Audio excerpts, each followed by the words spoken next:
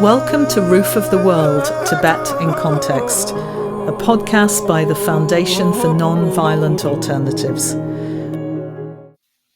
Beijing's plans to open a new super embassy at a historic site in London received an unexpected blow this month. Local councillors in the London borough of Tower Hamlets rejected plans for construction of the embassy.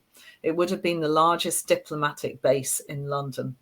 It was a decision that must have led to fury and bemusement at the higher echelons of the Communist Party in Beijing. The site where China had planned to build, to demolish and to reconstruct buildings is opposite the Tower of London. It has great symbolic importance as the site of the Royal Mint, which previously issued British currency. And it's also the site of an ancient abbey and symbolically too a burial ground for victims of the Black Death centuries ago. In a tense meeting, the Tower Hamlets Council voted unanimously against the proposed development to move China's current embassy to the new 2-hectare site. They said that local people's security and peace could be endangered by the presence of an authoritarian party state in this historic location. The vote was unanimous and it crossed party divides. Here's Councillor Peter Goals speaking at a demonstration against the embassy. It's council to rename the street here. Just here is a road that has no name. It's just a tiny section of road, but this could be renamed so that in the event of a planning consent going forward, in the event of this becoming the Chinese embassy, and I tell you now it's only an event because they have to put a planning application, there's a lot of hoops they have to go to, not least of which because it's on the site of the Cistercian Abbey, which was built on the site of a plague pit from the Black Death, so they have to look at what would happen there. But were this to ever go through, we can rename that street so that anybody who ever entered that building would walk through it. Whether we call it Uyghur Court, Tibet Hill, Hong Kong Square, we could call it all three, but let us make sure that we stand together, and if the Communist Party of China have this as their embassy, anybody who ever walks in will walk past a memorial and a permanent sign to how the Communist Party is dealing with people. So this was at a protest before the decision was made earlier this month. And here's a clip of Councillor Rahima Mahmut from the Labour Party speaking at another demonstration. The Uyghurs, where people are forced to eat pork when they are Muslims, when they are forced to drink alcohol, when forced abortion and sterilisation and the rape of women is systematic in China, we condemn those atrocities. And we condemn the atrocities and we stand with the people of Hong Kong to fight for democracy. And let's not forget the oppression of the Tibet people. For so long they have been forgotten.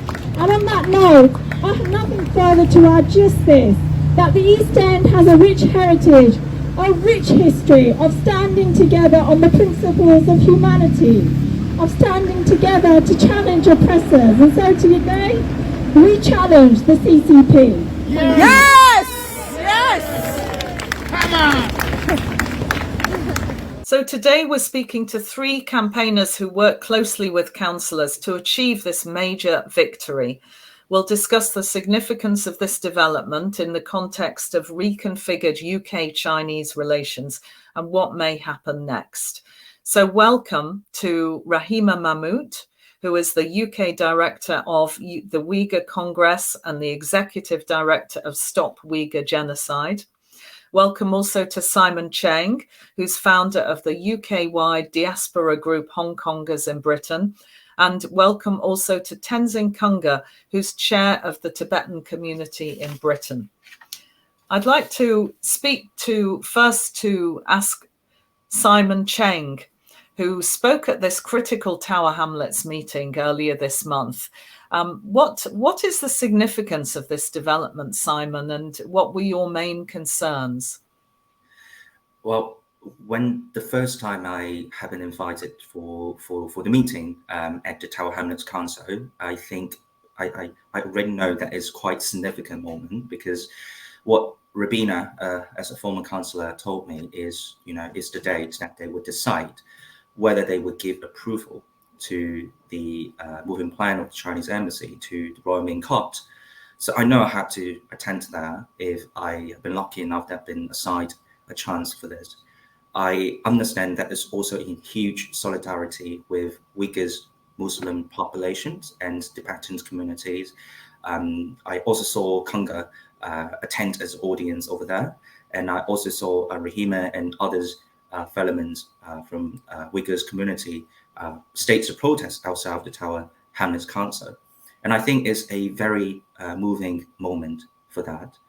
And also is even out of my expectation. I mean, is beyond my expectation. I thought the best scenario would be deferral, but what we wait for is the outright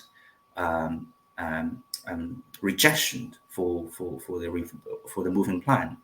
So at least, like from the perspective of Hong Kong's community, and also I'm one of the activists have been in exiles in the UK, the sense of insecurity always there.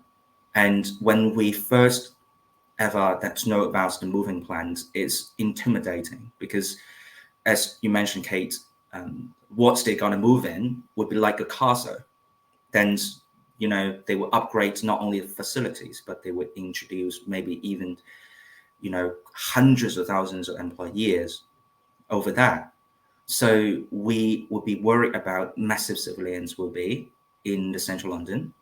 So when the time we heard is unanimously veto the moving plans by the pro-democracy councillors in Tower Hamlets, I feel really confident. I feel even that safe back into the community. I think it's a really, really good message to not only Hong Kong's community, Uyghurs, Tibetans, others, but even the local residents. I live in the Tower Hamlets for years. I have a very close sense of belonging to this place. I don't really want to see there's lots of dramas and lots of fears that it would bring what happens in Hong Kong, but will become to the UK. So it's really encouraging signal to me. And I think it is a very, very uphill battle along the journey. Not so many people would thought, a local resident's opinion could be heard, even could veto such a great blend of a great power. We thought that the UK government would be afraid of such a great power and they would give in turn, facing such real political situation. But democracy wins because the voices of local residents, matters. And that's why following, the decision-making process, the councillor need to be held accountable for the voters over there. So they follow the opinion of the local residents. And that's why we see this miracle happen.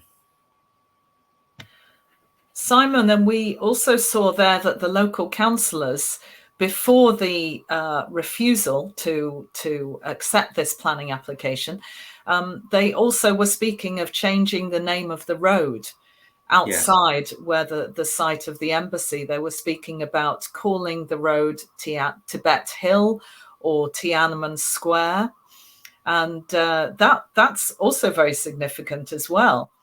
Yes. Well, I admit that. I heard, maybe one of the compromising way is that, the Chinese embassy would move in, but they would rename the area surrounding the embassy, like Tibetan Road, Uyghurs Road, or Hong Kong Square, whatever. But that is still a less optimized scenario for us. The best scenario now is the totally outright rejection of the moving plan. So we could have a very good sleep actually in Tower Hamlets now.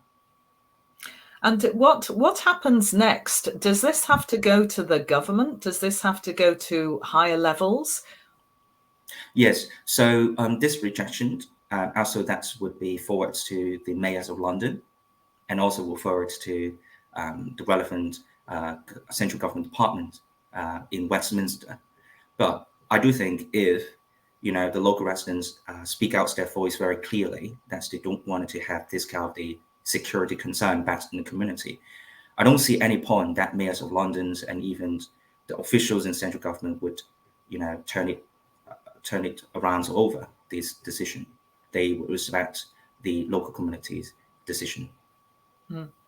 We also have, of course, a Muslim mayor of London, Sadiq Khan, and I gather that the government department involved is Michael Gove, the Minister of Levelling Up. And I'd like to just ask Rahima, Tower Hamlets encompasses London's famous East End, as Simon has mentioned, which has something of a history of standing up to fascism, standing up to rights abuses. And it also is the largest Muslim majority in the country. So councillors across the political divide, in your experience, were they aware of the suffering of their brothers and sisters in East Turkestan?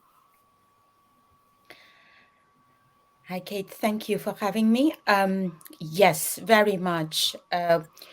As Uyghur leading campaigner, we also, from the start of the genocide happening in my country, East Turkestan, since 2016, the first place we reached out was the East London Mosque and many other organizations, mostly based in East London. And also, as you said, they already have this tradition that's standing up against the oppressors, fascism, regardless of faith. Although the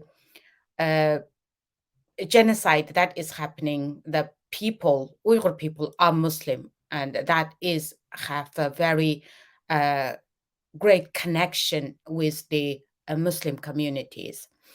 And in this particular case, Rahima Khan, I must hail her that, she was the one who worked really, really hard.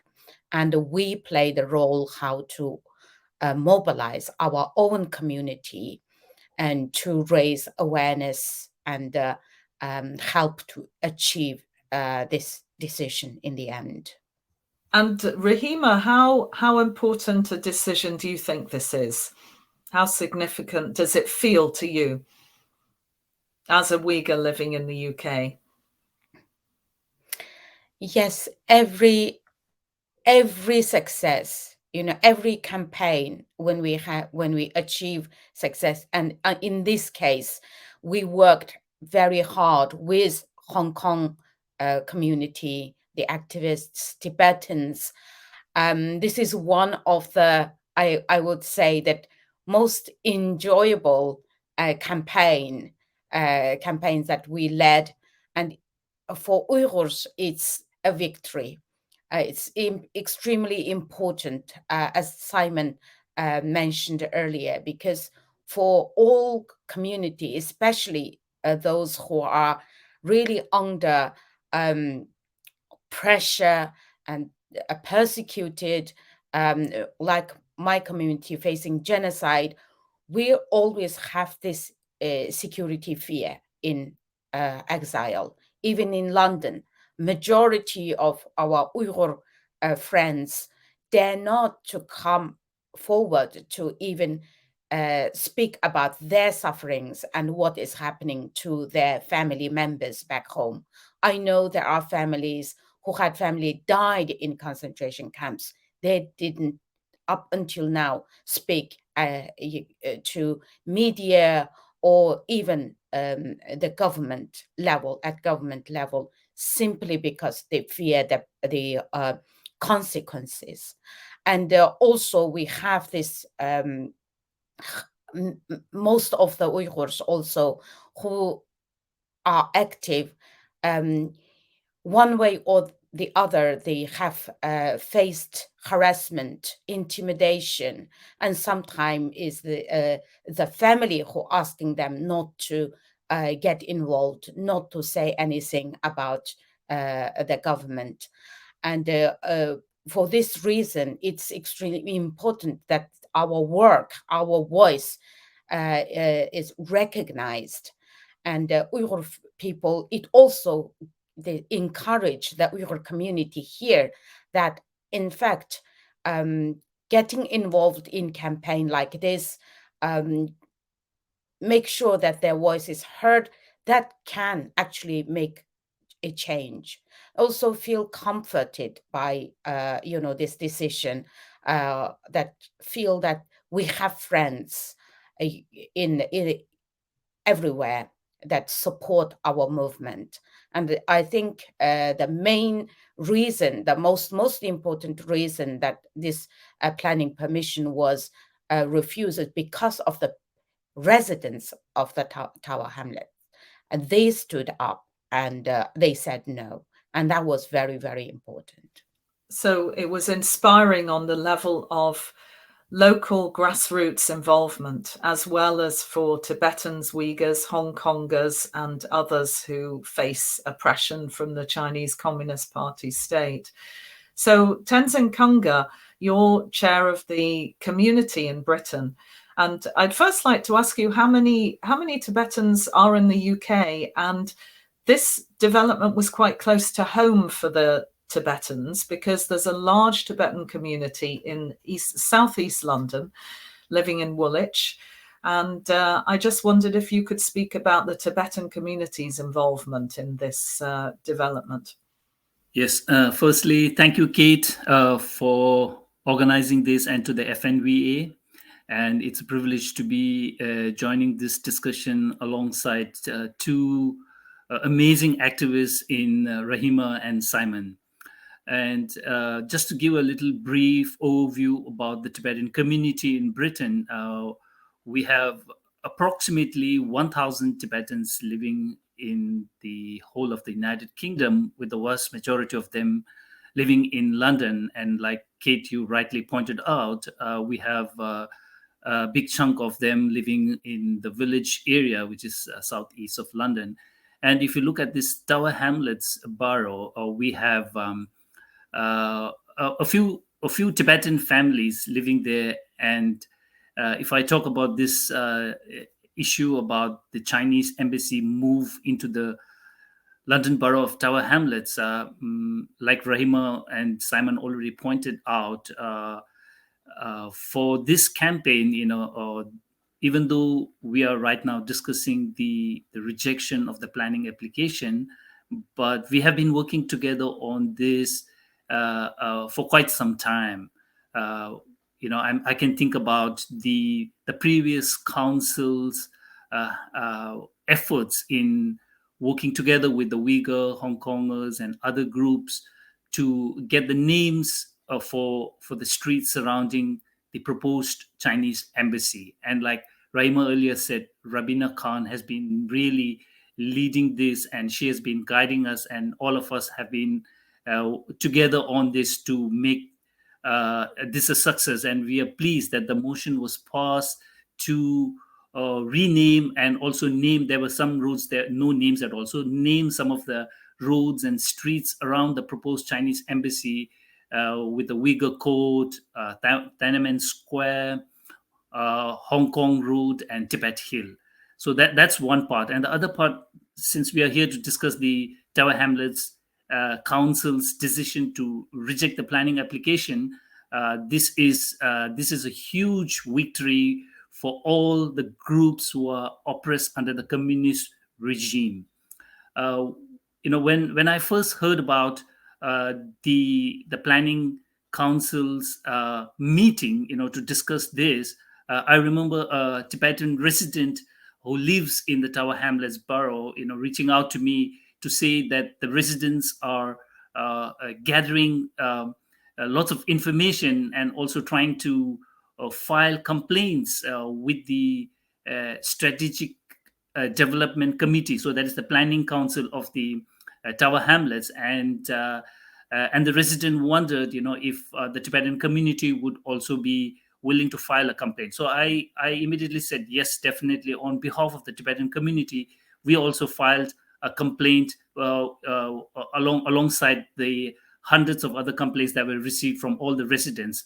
And so I think this is a huge victory for all of us who have been campaigning against the Chinese communist repression. And like Simon said in the beginning, I was also there in the council meeting, when this decision was being discussed. And initially, when I went in, I was really kind of worried, what the outcome would be, because this is a very major decision, very big decision, which will affect all the oppressed people. So I was really concerned. But as the discussions progressed, it was clear that a lot of complaints had been filed in, and the councillors were raising the voices of their residents, basically bringing their concerns over to the decision table. And some of the concerns which were highlighted was things like, that proposed new embassy would become like a fortress and become a terrorist target, one. And two is, already that area is really very congested. And with the protest, happening against the Chinese embassy on a regular basis, the residents were worried about how that small space would be able to cope a large number of protesters coming in. And also, one really concerning thing was also about the Chinese embassy's kind of proposal to basically say that we will invest £200,000 for CCTV surveillance. So this is also something really concerning, particularly at a time in the UK when the campaign groups across are working together to ban companies like the Hikvision and the Dahua. These cameras have been really very intrusive, especially in the Uyghur concentration camps and also inside Tibet. So at a time when we are trying to root out these cameras, the Chinese embassy is coming forward to say that we will be investing 200,000 in the CCTV surveillance. So that is also one of the concerns that has been raised by the residents, saying that they're worried about the increased surveillance, the intrusive surveillance, and about their safety and things like that. So overall, it's a huge victory for all the oppressed groups. And the best thing that I recall in the meeting is, as soon as the decision was made to reject the planning application, which is also the position of the Tibetan community in Britain, we filed this complaint saying that this needs to be rejected.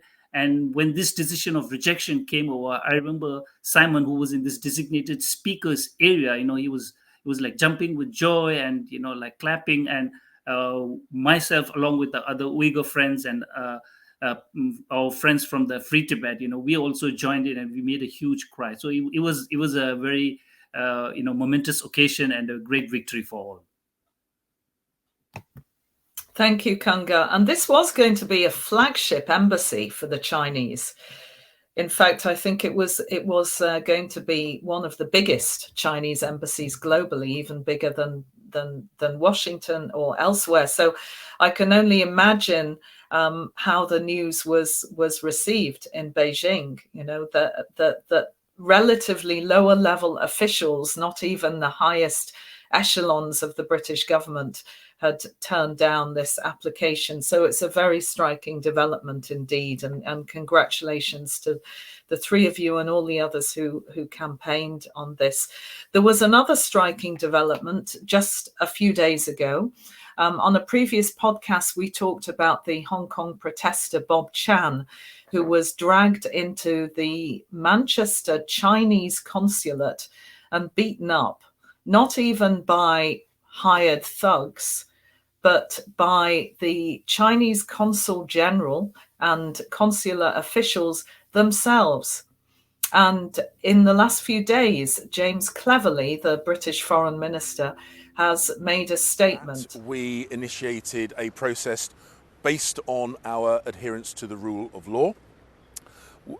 Greater Manchester Police initiated an investigation. As part of that investigation, requested that 6 Chinese officials waive diplomatic immunity so they could be questioned. We informed the Chinese embassy of that, and we set a deadline which expired today, making it clear that we expected them to take action.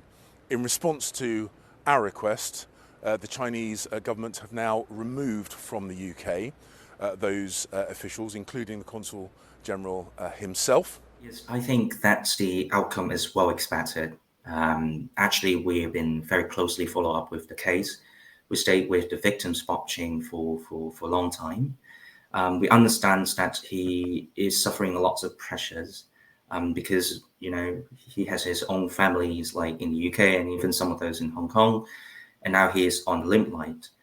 He felt pressure and lots of still verbal harassment online targeting him and attacked physically by consulate officials. So he's actually one of the victims. That's why the police investigation started. So we understand that's difficulties. So when it happened, for example, like recently we saw China remove the 6 diplomats involved into the attacks, including the top diplomats in Manchester from China.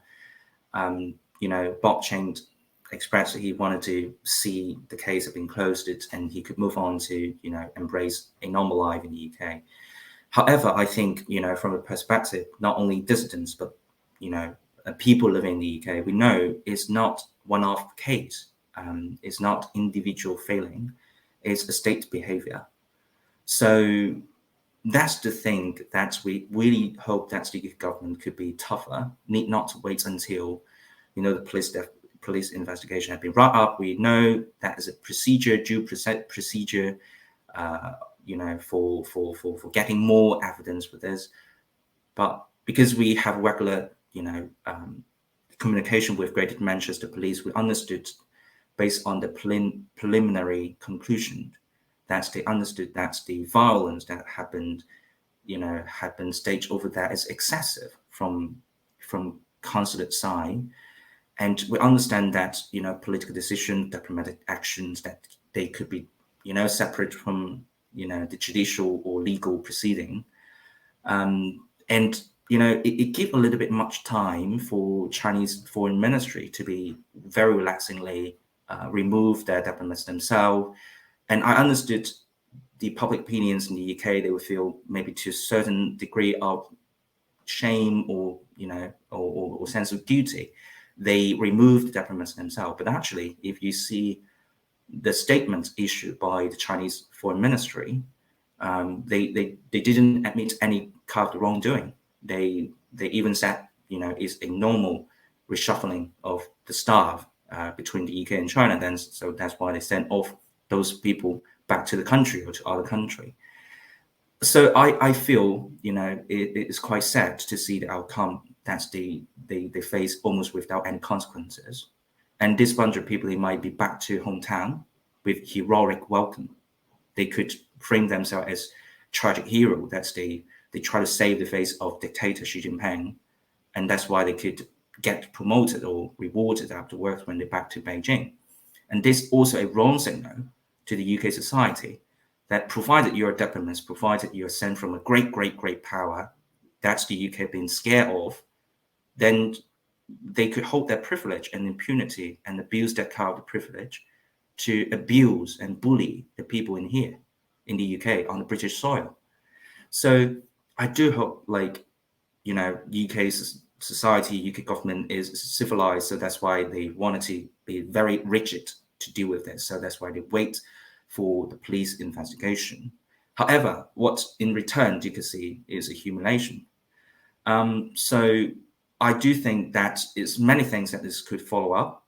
For example, if, you know, the initial investigation, what they could preliminary concluded that some diplomats that time, some people, they involved in assaulting in Manchester, they could talk with the prosecutors to still seeing what else they could do. And also they could declare unilaterally is a people unwelcome and talk with some diplomatic allies or democratic allies that, you know, this bunch of people would bring troubles to other country. So it would cause huge inconvenience for those people in the future. And I think it could proportionately, you know, hold those people be responsible to account. I think this is what we want to say. And I hope that UK government as a central government to be tougher, because what we had previously discussed is a victory, a historical victory at a very, very local level. And it's, you know, it give a very clear example to the UK government. Even a local councillor could be brave enough to stand against a great power, autocratic power, let alone the UK central government, you have more power and you have much more sense of duty to protect your democracy and freedom or security of the British people on the British soil. So that is a powerful lesson for us. Absolutely right. And Simon, is there any sense of the Chinese response to the Tower Hamlets decision, to this victory at a local level? Well, they haven't talked much, but what I expect, they would resubmit the application and they would give a pressure to Mayor of London or central government of the UK. So they would, through the diplomatic channels, to talk with them, and even with some threat or pressure. For example, the British diplomats back in China, their new maybe proposed moving plan of British embassy in Beijing, or that's many investment opportunities back in Beijing as well, or in the UK as well. So as usual, they would weaponize all the things that they have, including economic power or muscle, to let the UK government give in to following what they want to do. And I think it's a big trade-off for the UK government. Need to think twice that, if you give in this time, if you step back this time, for example, even you witness the assault have been initiated by the state, by the top diplomats in Manchester, just because, the protesters, they hold a placard which is sarcastic to the dictator Xi Jinping, is unacceptable. If you give in, that is a systematic behavior. They would tax your limit and they would go beyond the boundary of the UK. Then we wouldn't imagine, we can't even imagine what even more horrible would happen if the UK government now at this moment give in. So we're very glad to see the Foreign Secretary made a statement and talk about his regret in front of the media, but that's not enough. I could say I'm very, very grateful to this because I'm a powerless, only one individual advocating for democracy for my hometown, taking risk. But Foreign Secretary, you have more duty and power to protect your own people. So much more concrete actions we're waiting for. So this is a real test for the British government going forward. And of course, the British Prime Minister Rishi Sunak has said it's no longer a so-called golden era from the David Cameron days for Britain-China relations. But the Foreign Minister James Cleverly a few days ago gave a slightly more nuanced, slightly more defeatist picture of the British posture to China. Which overall you could perhaps summarize as saying that the trading relationship retains its significance. There are dangers ahead for human rights and problems ahead for those who are seeking accountability for the PRC's atrocities against the Uyghurs and in other areas. So I think it would be good to also mention a new development which happened a few days after the Tower Hamlet decision along the line on Human Rights Day, 10th of December in the United States. The US administration sanctioned two officials who were senior in Tibet. One of them is called Wu Ying-jae, and he was the top party boss of the Tibet autonomous region until 2021, until last year. And the other person who was sanctioned was someone called Zhang Hongbo, and he was the head of Tibet's public security, the director of the TAR Public Security Bureau, and he still is until this year. So both of them were accused of serious human rights abuses, and they were sanctioned, which means that the US administration can freeze their assets overseas. And I wonder if Tenzin Kunga, if you could comment on that latest move by the US. Yes, I think the Biden administration sanctioning these two officials that you named, Kate, earlier, is a very symbolic gesture on the part of the US administration, but also an effective one. because normally you don't sanction people just like that, So once you sanction the party secretary of the Tibet Autonomous Region and the police chief, then you send out a message that what is happening inside the Tibet Autonomous Region is really very concerning. So through these sanctions, I think the Biden administration is expressing its alarm at the human rights situation inside there. And we all know that Tibet has consistently been ranked as the least free region in the world, and that is because it has been completely closed off to the outside world, and lots of repressions are happening there which the outside world is not aware of. So in that sense, I think this sanction is very welcome, and it sends a very strong message to the Chinese Communist regime that the US administration is keeping a keen eye on what's happening inside, and they will do whatever is in their means to point that out and to take action, just like the sanctions that has been imposed. And we welcome that, and it's very symbolic that they did this on the International Human Rights Day, a day where all the oppressed group around the world, just like here in the UK, Uyghurs, Hong Kongers, Tibetans, Southern Mongolians, and even Chinese students, we all got together to protest against the Chinese Communist Party. Existing party secretary who took over from Wu Yingzhe in the Tibetan Autonomous Region, Wang Junsheng, has also been sanctioned by the UK and by multiple governments. Although as yet, Cheng who presided over repression in Tibet before being transferred to Xinjiang, where he then led a lot of the abuses against the Uyghurs that we still see today, he still remains unsanctioned by the British government. On Chen Guo, I think is another campaign that we led with Free Tibet and Tibetan friends. I think we should restart this campaign because Chen Guo is the architect of this genocide that the Uyghurs are facing. We have been suffering for the last 6 years. So not sanctioning Chen Guo is a shameful decision by the British government and the EU countries. And therefore, I think it is important that we keep this fight and until he's sanctioned.